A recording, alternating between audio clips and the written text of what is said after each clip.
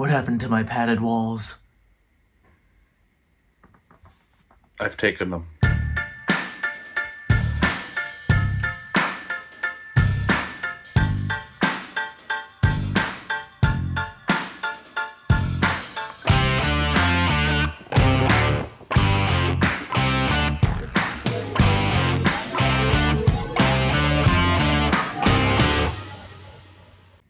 Welcome back to the James and Dame Show. I'm Josiah. And I'm Will. And as you can see, setup's a little off right now, mostly because we're home for the holidays. And yeah, and in general, we kind of forgot to mention it, but we're not going to be using that podcast studio anymore because I just graduated and Will is not in college right now. So get ready for a lot of new setups. You're going to enjoy it. I promise. It's a great time. It is But a fantastic time. It is indeed a great time. So you're going to be dealing with a lot of weird setups, but that's okay. But let's get straight into this recap, though, because this is the Week 16 recap. Forgot to also mention that. So let's get right into everything here. All right. So I feel like we need like Thursday night in like its own little mini video because what was going on in that game? Pure Like it was cinema. It was such a great game. Yeah, it was pure cinema, absolute cinema. But the thing is that I was watching that game.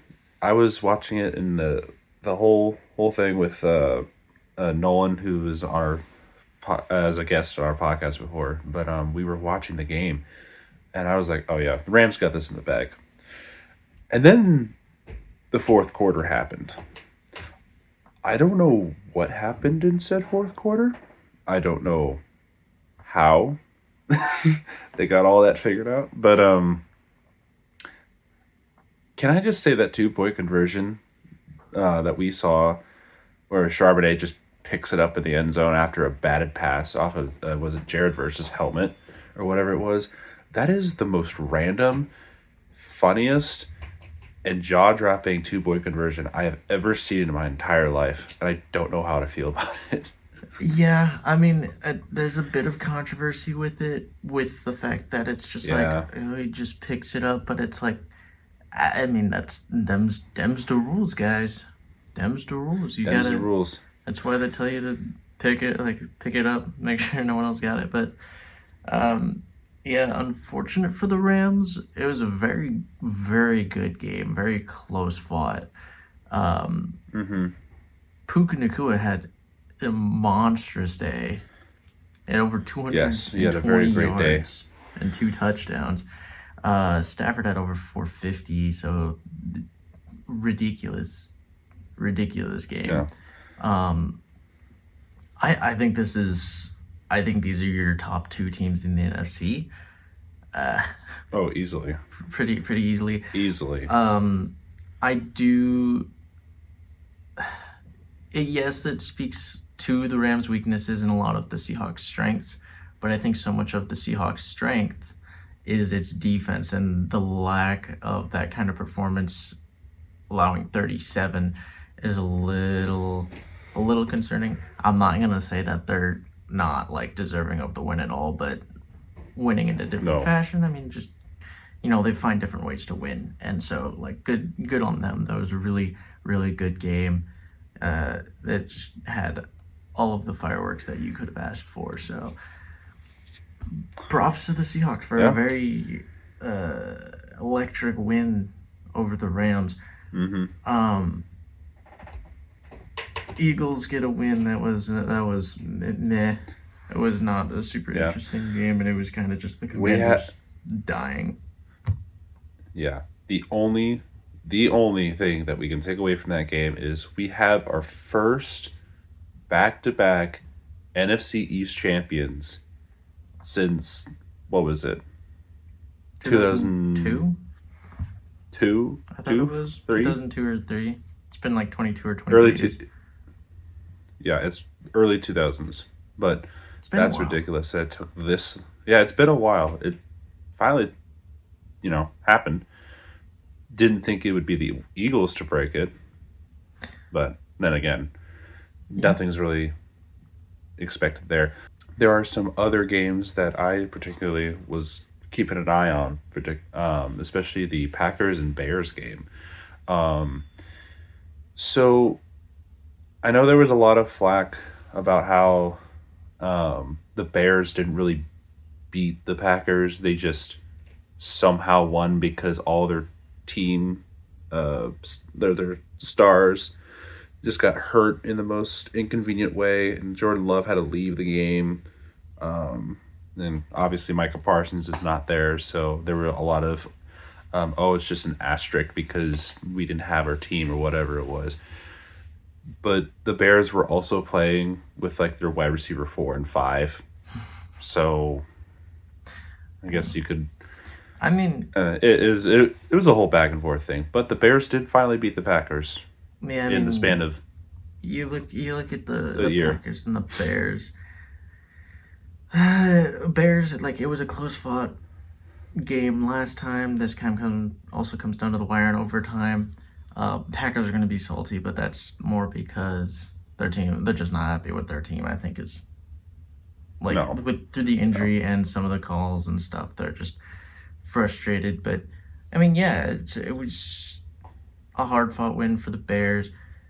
Packers, yes, you're banged up right now, struggling with injuries, but that's just what it takes down the stretch. Bears are staying healthier and playing pretty well. And this is kind of what they're doing. I mean, you can argue it all you want. You still allowed a 13-point comeback in the fourth quarter.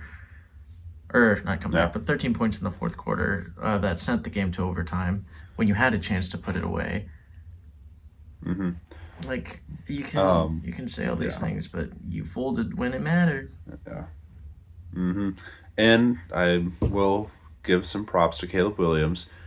How many game-winning drives has he had in the past year or so? I think it's somewhere between 7 or. I think he's had 7 or 8 of them. Yeah. And he's been clutch when he needs to, which is good. That's what you want out of your franchise quarterback. So, Caleb Williams is developing. He's developing pretty fast. And I think Ben Johnson has been a great asset and key role in his development. I guess we can move along with some of the other stuff. Obviously, Chargers beat the Cowboys pretty handily. That's not really much of a surprise. No. Justin Herbert had no sacks. He didn't get sacked once. Yeah.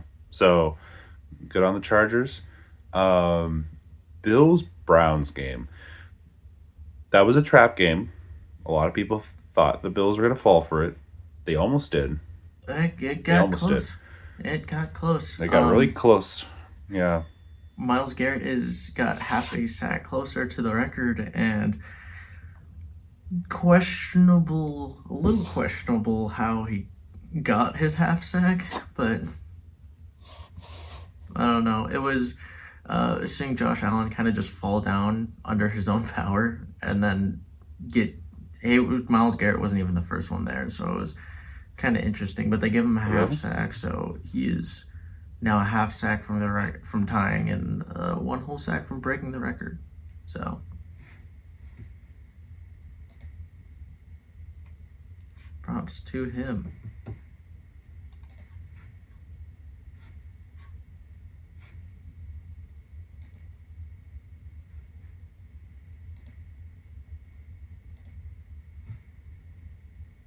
Will, I can't hear you. Oh. Hello?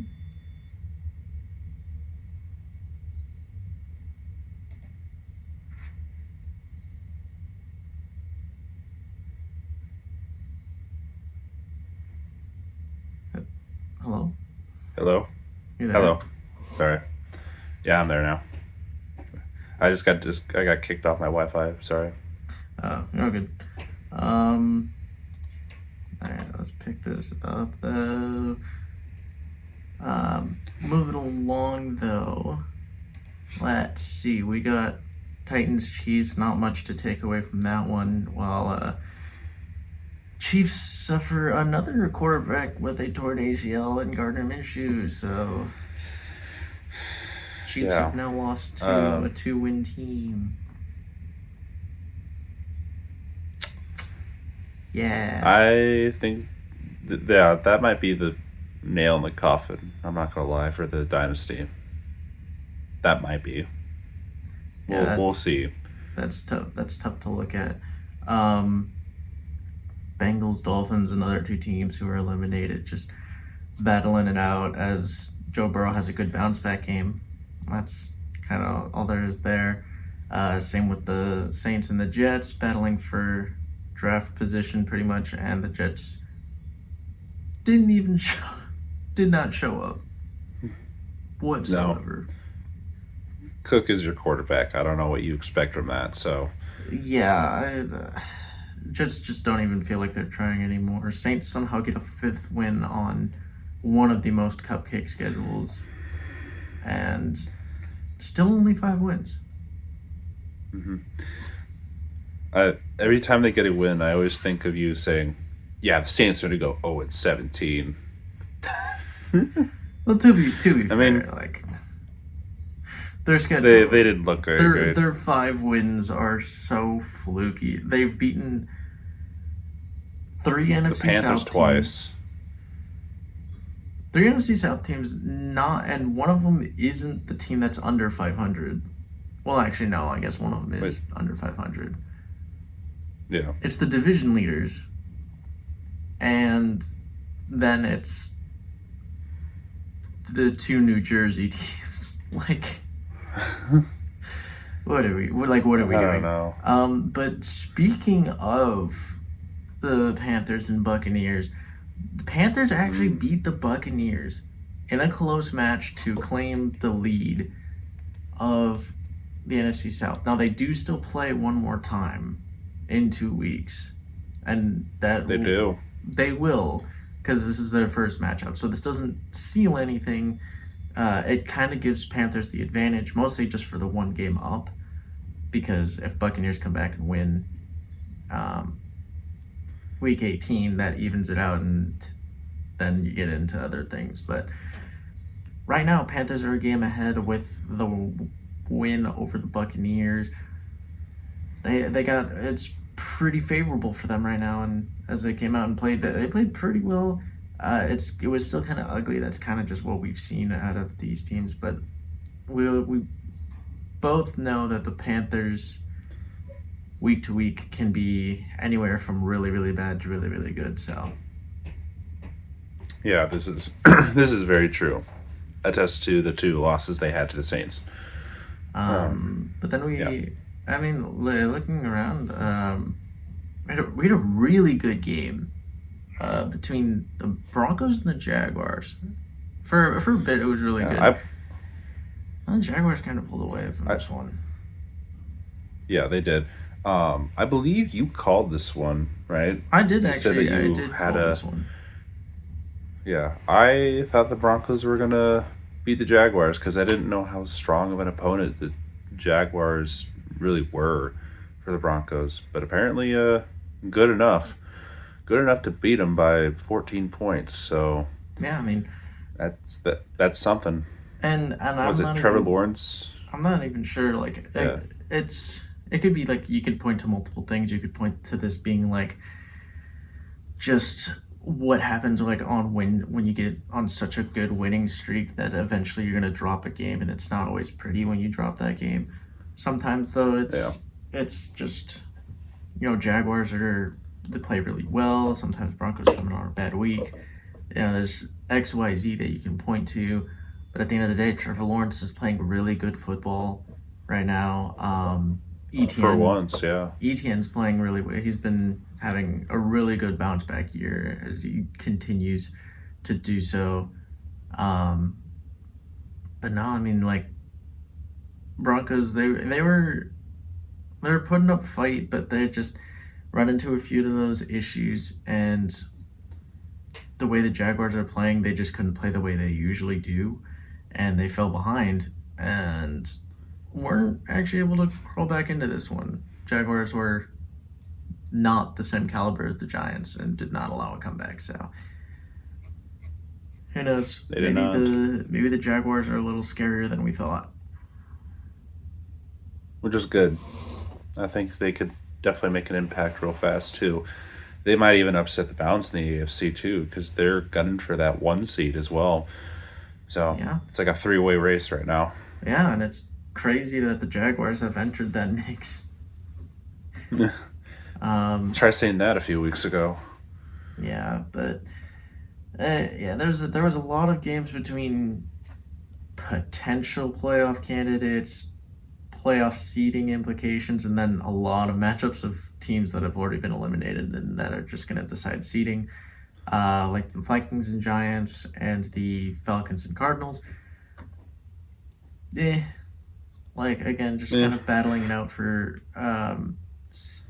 draft position.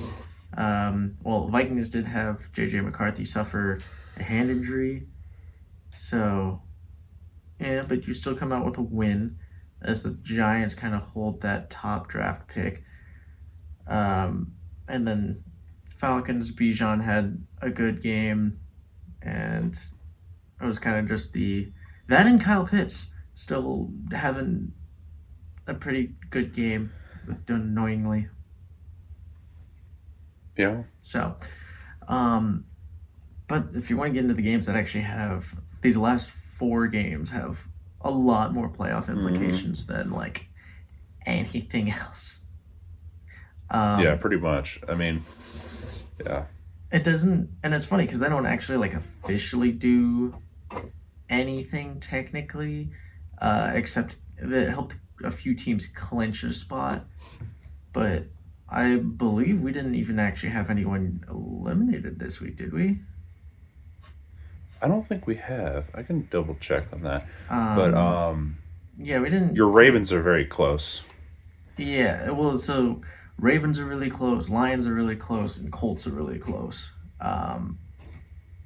It's Yeah. real slim for a few teams. Cause no, I guess we did technically have one team eliminated this week. Who would that be? And that would be the Dallas Cowboys with the Eagles. When the Eagles won, that's what confused me. Is the That's Eagles what it win was, yeah. did knock the Cowboys out of the playoffs officially. Mm-hmm. Yeah. So that's a bit awkward for the Cowboys. I mean, hold on a second. Let me grab some here. Yeah, I don't know how well these things work, but they did at one point. So I have a makeshift lightsaber here, I guess. I forgot my axe, so I will try and obtain said axe as soon as I can. Obviously, that doesn't mean I can have it soon, but basically, Cowboys, this is kind of been a long time coming. A lot of people weren't really high on you this year and kind of got proved a little bit right. But yeah, it is very unfortunate that you are now gone from the playoffs. Nice try coming back, though. But next year's your year, right? Like it always is. Goodbye. I guess we can move along with the games themselves. Yeah, Steelers and Lions. Yeah. this was actually a really good game that came down to a really disappointing ending. But Yeah, it might it not really even, like, and the outcome does have like a lot. There's a lot to it. Again, it gets real slim for the Lions to get in. The Steelers, Mike Tomlin has another winning season. Wow, I'm so surprised. But the other shocking thing is, like, you look at one of the big pieces of news from this is DK Metcalf Oh my gosh. getting in an argument with a fan and then punching a fan, which led to now his 2-game suspension, which will keep him out the rest of the regular season. We'll have to see if that's gonna come back to bite them at all. Uh, Oh I yeah, it mean, will. oh, 9-8 has never looked so much better. what has what? Huh? It's possible. The 9-8 season Oh, the nine hasn't and eight looked season. any better now. It is still possible, and the Ravens will need that because the Ravens are about as out as they can be without being out. Ravens need to win Hmm. out, and Steelers need to lose out. Still playing each other week 18, but Ravens have to play the Packers, and the Steelers have the Browns. So you're gonna need a miracle this next week for there to even be a chance for the Ravens. Because I guess getting into the Ravens game. Well, before we get to that, I want to go over like the end of this Steelers game because the way Oh yeah. the there were a few penalties that kind of kept this game alive, and then there's a few games that kind of killed it. Two offensive pass interference calls on the last set of downs for the Lions. Uh, Yeah. yeah, that really hurt, and there's some controversy on a few of them. Um, Unfortunately, I think the rules are just though. I think those are just kind of how it works. The second to last that included, I'm not exactly sure. It might have been Kyle Duggar, uh, just getting caught up in a pick Uh, on a yeah, play, basically. and that's enough for to draw offensive pass interference. I'm very wishy washy on it because on one end it's like that is how the rule is made, but on the other hand, he was not anywhere close enough to the ball to like the ball to him was not catchable. It was not a catchable ball for him, so it does not impede No. that. Um, Now if you were to call like illegal touching, then I couldn't argue that if it would abide by those rules, but the pass interference, it was a little eh. Yeah. The A little wishy.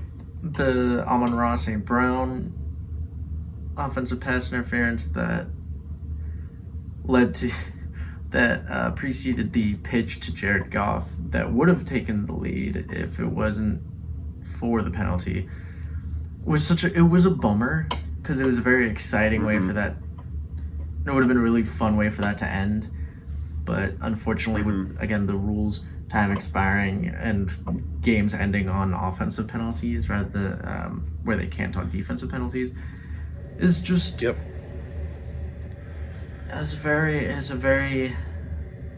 it's kind of a bummer. But it was still like a very exciting game.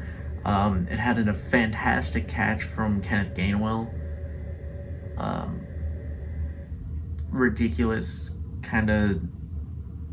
I don't know if you want to call it luck or not, but it's a insane concentration catch that led to a touchdown that really helped the Steelers out, especially in a game that ended Yeah. 5-point difference. And they desperately needed that too. I mean, Gainwell was playing a decent game that entire game.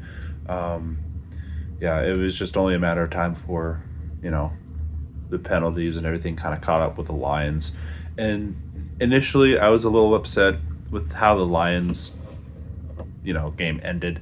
I did think the Lions deserved to win, but then kind of looking back at it, like cooled off and everything, I was just like, okay, yeah, that was the right call. Like it was, yeah. Yeah. There was no arguing with that. So, I mean, it was just kind of how it is. I mean, Detroit can blame ref ball and everything, but I don't know. In that case, I can understand both sides, but technically it is the rules, so there's not anything that you can do about that really. So Yeah. But another game that we kind of got into a little bit was the Sunday night game. Ravens playing the Patriots, and Ravens blow an 11-point lead in the fourth quarter. Now, where have I seen this before? Yeah, it didn't help that Lamar went down in the first half. Yeah, that's true. Suffered a back injury.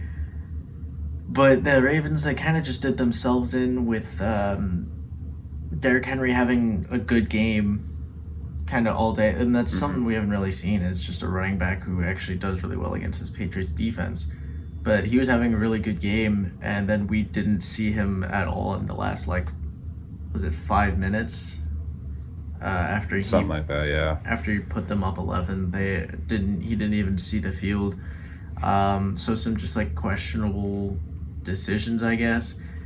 Tyler Huntley trying to lead the charge there, but the Ravens, they got out to a lead. They had a chance to pull this one off and keep playoff hopes alive, but I don't know, with the Lamar going back out again.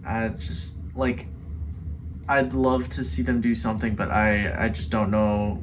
Again, what I see out of Lamar isn't the same as what we used to see, and I think there's just a lot of question marks going into the offseason if this is the end of the line for them. Again, they have a slim chance, but it's not great. Meanwhile, the Patriots, they get the win to stay in front of the Bills and kind of keep ahead of everyone else. But this does a lot for the Ravens as far as putting them at the cliff's edge. Yes, very much so. But as we got 2 more games, and one of them surprisingly was actually kind of close, and this one, I guess, is just kind of how much weight do you give this game between the Texans and the Raiders, and Raiders actually putting up 21 points against this scary defense, or what do you even attribute to this? Because yeah, this is one of the games I was not able to watch. But from what I can tell, it was just one of those off days for the Texans. Yeah,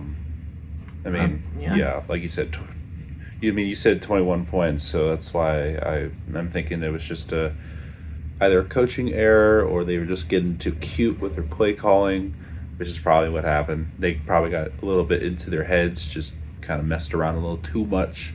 I mean, you had Ashton Genty go for 128 yards and a touchdown in one of his better performances of the day. Well, actually, he had 2 touchdowns because he had a 60-yard 2 touchdowns receiving touchdown. So he had both touchdowns on the day, and he had 188 total yards. So he had it was basically Ashton Genty. He had a decent day.